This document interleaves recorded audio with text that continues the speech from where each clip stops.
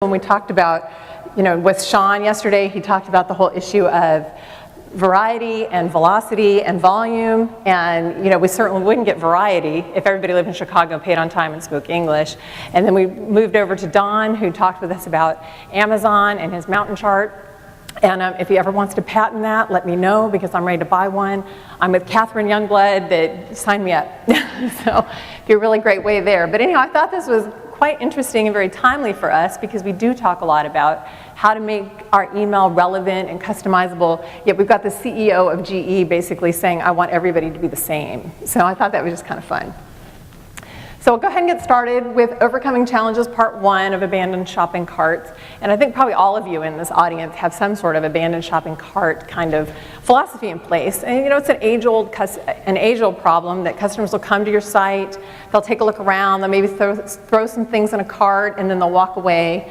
And so we get that too, that many customers search for fares on AA.com and then they leave without ever actually buying anything.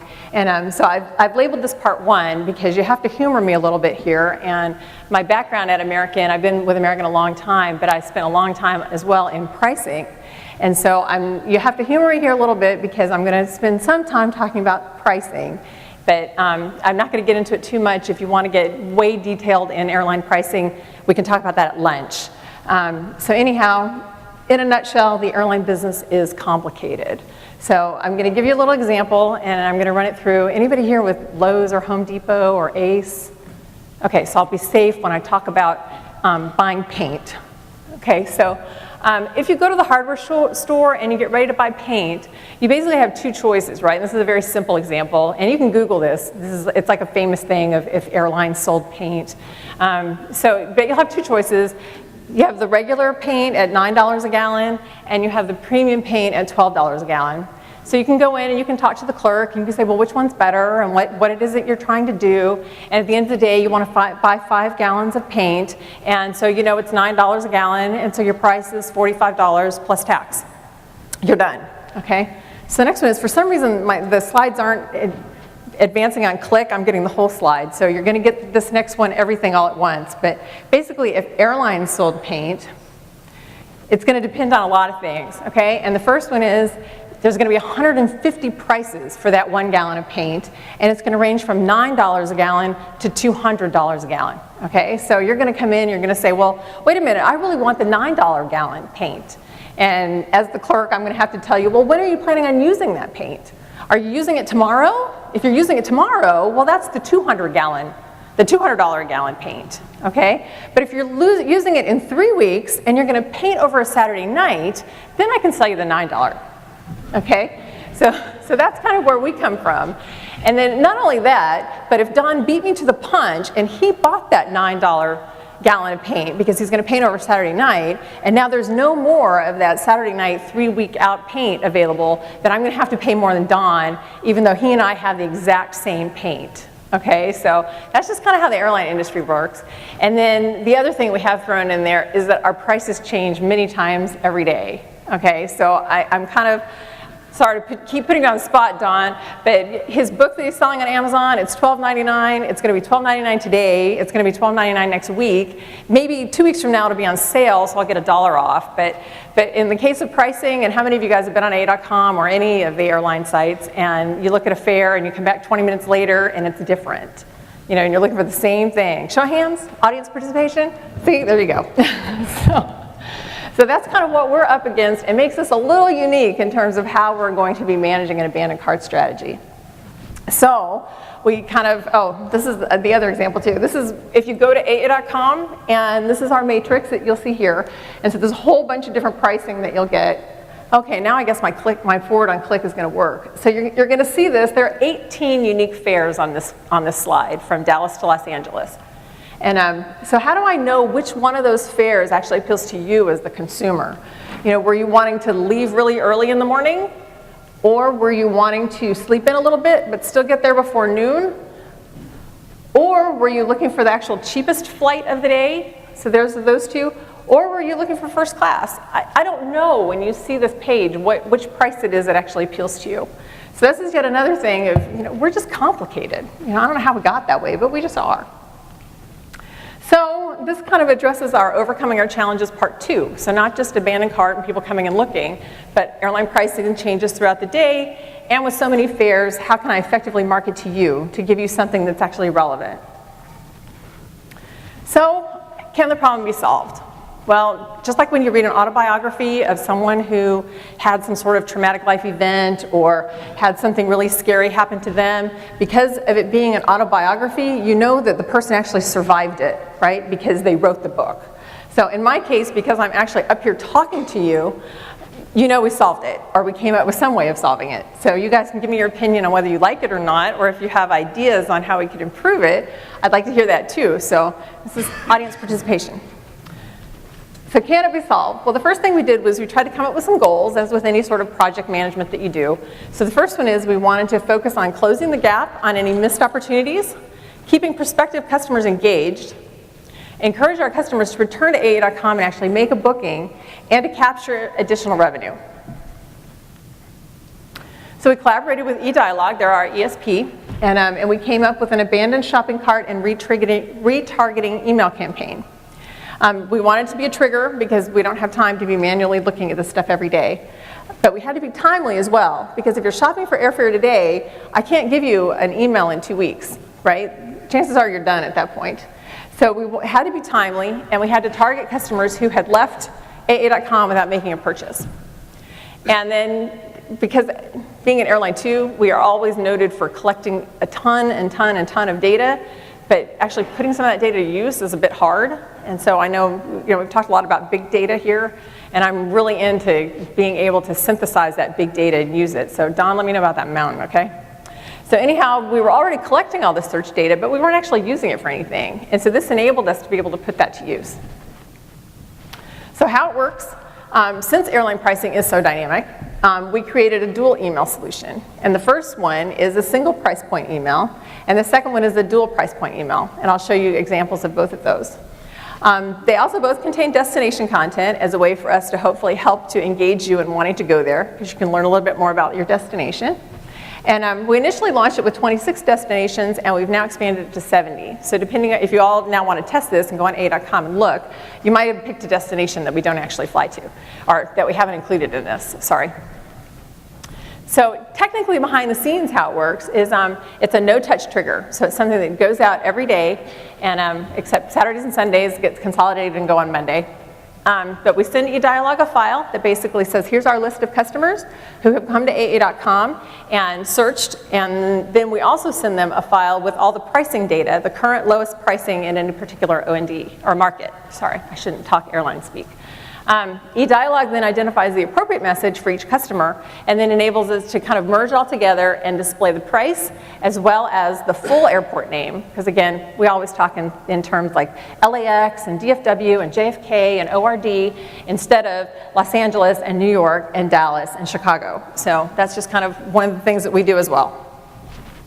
So this is an example of our single price point option. So in this case, the customer wanted to fly from New York City to Miami. So we've got a great, hopefully enticing picture of Miami to just kind of reiterate to you, yeah, I really want to go there. I want to be there on South Beach. In this case, they wanted to travel in May, what was it, May 14th to May 18th or something, and we give them the lowest price for that actual travel time for them, so $216. The destination content is on the right-hand side. The next one we did was a dual price point option. So in this case, the customer wanted to travel from Dallas to Lima. And so they were actually trying to leave pretty close in, go from May 2nd to May 17th, and the price was $1,175, so quite high. But what we do is we actually search out 60 days, keeping their length of stay that they're going to actually be there. So in this case, the customer was going to be there for 15 days. So we go ahead and preserve that piece of it, run a whole pricing query behind the scenes to say, can we come up with something that's lower than $1,175? So in this case, the customer, if he delayed his trip by 3 days, so instead of leaving on May 2nd, if he'd have left on May 5th, he could have saved $300. So it's a way for us to kind of engage our customers more, be transparent to them, because sometimes they don't always see the lowest fare when they're looking on AA.com or anywhere else. And it is hard because airline pricing changes so much. In this case, 60% of our customers actually get this email, and 40% get the other. But this one results in 70% of our revenue we get off of the dual price point option. So I think it's really helping us to engage our customers and let them know that we're transparent and we want to deliver to them the best price that we can. So what we've had from here was 300% higher open rates. We have 200% higher click-through rates. We have 400% higher conversion rates, and we have very, very low opt-out rates. This is one of our most popular triggers, and we have, like I said, very low opt-out rates because it is highly relevant. Yes, sir? That's over your broadcast annual other trigger email, or is that over? This is over just our average of all of our other emails. So what's next? So what we did then was that we looked at a couple of ad hoc retargeting campaigns, and maybe somebody in the room got one of these emails last fall. But we looked at Thanksgiving travel, Christmas travel, and winter ski travel. And we looked for customers who had traveled to the same destination in 3 of the last 5 years. Because we thought, you know, chances are if you're going to Des Moines to see your mother-in-law, you're going to Des Moines to see your mother-in-law again this year. And so we looked for customers who had not yet booked.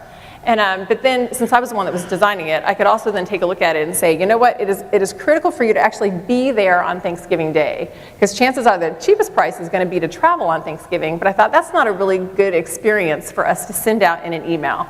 So we designed it that you would depart before Thanksgiving and you would return to your destination, or return to your origination after Thanksgiving. So Thanksgiving you would actually be at your destination. In the case of Christmas, we kind of looked at a traditional school Christmas holiday period and said you've got to be there for a significant portion of that holiday period. Again, to have gone to the same destination in 3 of the last 5 years. And in winter ski, because a lot of people tend to go skiing to the same destination over and over again, we looked at that one again in terms of the last three of the last 5 years. So I'll just show you some examples of these. I really like this one. Give thanks for being there. You know, it's trying to kind of pull at your heartstrings. Don't you want to be with your mother-in-law at Thanksgiving? Nod your head. So anyhow, in this case, it was going from Dallas-Fort Worth to Washington Reagan for $412. We launched this one the day after Labor Day, so the Tuesday after Labor Day, because we thought at this point, people are probably thinking, okay, summer's over, what's next? School started, when's the next holiday? Oh, it's Thanksgiving. And we actually got really, really great results from this. And it was kind of fun for us to do this one as well. The next one we did was a Christmas one. We weren't quite as prescriptive in terms of when we sent the email out to the customers, because Christmas bookings tend to take place over a very wide range of dates. But on this one, it was make sure you're in the picture, because it was trying to be kind of holiday indifferent. But I do have to show you a little bit of like airline nerdness that we all have. Take a close look at those snowflakes, and what do you actually see there? So, sorry, we're a little nerdy. But anyhow, so it was make sure you're in the picture, and it was, again, trying to be there for a length of time over the traditional school Christmas holidays or winter holidays. And then the last one we did was get ready to hit the slopes. And so this one was probably the least successful of the 3 that we ran, but it was still got incremental bookings for us, incremental revenue, but it was just kind of targeting on same ski destinations year after year for a particular customer. So thank you all for having me. What questions does anybody have, or can I answer anything? I told Morgan I'd be faster than 30 minutes. Thanks, Morgan. Hi, this is Ron from Axiom. In the abandoned cart emails that you send out, knowing that the price does change so much during the day, is that price either real time, or is there a price guarantee that when it goes out that if you send that email out at 8 o'clock but they don't click through till 4 o'clock, is that price going to be different when they click through? When we actually look for the pricing, we try to make sure that there's at least 6 seats available, because we know that the pricing could change throughout the day. So that, no, there's no guarantee on it, but we do try to make sure that there's plenty of availability before we send it out, so it's not like there's just 1 seat available at that price. So we look for 6 to make sure that hopefully it'll increase your odds of being able to get it. Lauren McDonald with Silver Pop. So I work with a lot of retailers around cart abandonment, so a couple questions. What was the timing of when you trigger the email, the cart abandonment email? Sorry, the next day. The next day. So if you search on a Monday, you'll get this email Tuesday morning. Have you tested like within an hour? Because that's like in the traditional retail space, most companies are finding a lot more success by doing it within 30, 45 minutes or whatever. The longer you wait, the conversion rates go down. So I'm just wondering, have you looked at that? We haven't tested that, but that's a good thing for us to think about doing.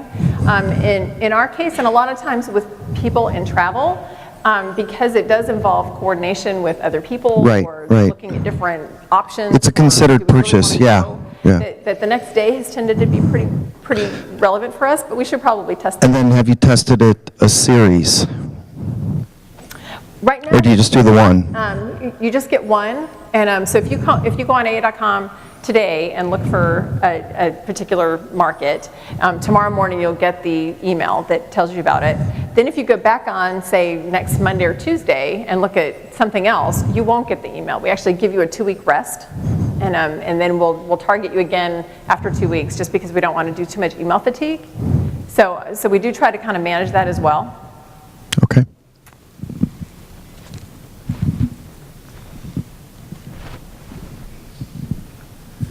Ryan Phelan from Axiom. Do you differ the message based on status? And do you see any lift if you do that? We have not done anything based on status on Okay. this. All right, cool. Lots of questions. So I'm gonna lose weight in this Q&A session. All right, somebody over there has to get the next question to get Morgan running. Okay, thank you. Stephanie Miller with DMA.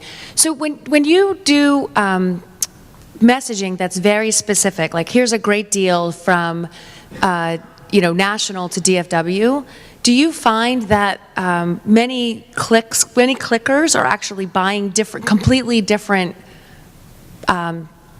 fares? You know what I mean? They're doing completely different paths, right? So it really just serves as a reminder. So I guess I'm trying to understand whether or not you see that the very specific messaging also just serves as a reminder to like, oh, that's right, I do need to book that other flight. It has nothing to do with this discount, and I like American, I'll go there.